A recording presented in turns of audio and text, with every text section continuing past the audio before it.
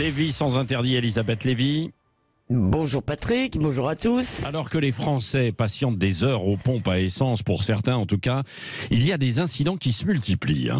Oui, alors les grévistes CGT ont beau invoquer la solidarité des travailleurs, les vols de carburant se multiplient et la tension monte auprès des pompes à essence. Des pompes à essence peut-être.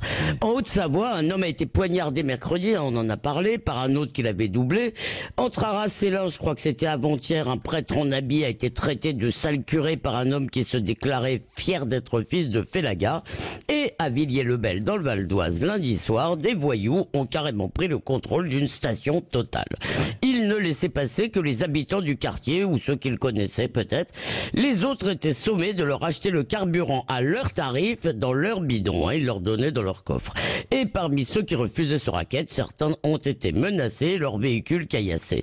Alors il y en a qui ont appelé la police, laquelle est intervenue. Elle a confisqué les bidons, attention, et interpellé un homme pour outrage et rébellion. C'est ça. Que vous inspire cet incident alors ?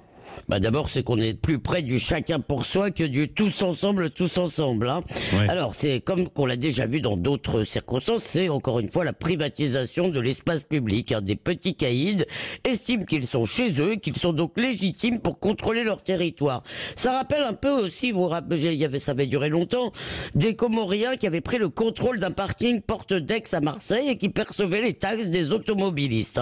Mais ça rappelle aussi les dealers qui terrorisent les habitants, qui sont priés de montrer patte blanche quand ils veulent regagner leur domicile. Bref, c'est encore une nouvelle version, cette affaire de pompe à essence, une nouvelle version des territoires perdus de la République, des endroits où ce n'est plus la loi française qui s'applique, mais celle des bandes, c'est-à-dire la loi du plus fort parce qu'il règne par la peur. Et d'ailleurs, pourquoi se gênerait-il ? On a là encore un symbole de la délicatesse de l'État, parce que le seul voyou arrêté, semble-t-il, c'est celui qui s'est rebellé, qui a dû insulter les policiers, etc.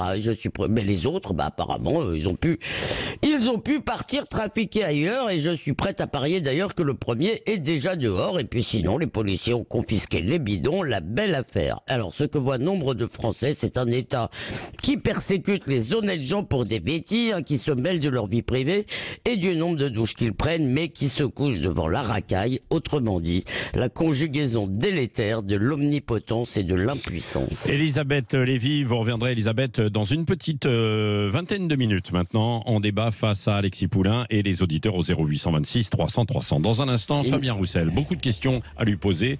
Droit de grève, jusqu'où le droit de grève ?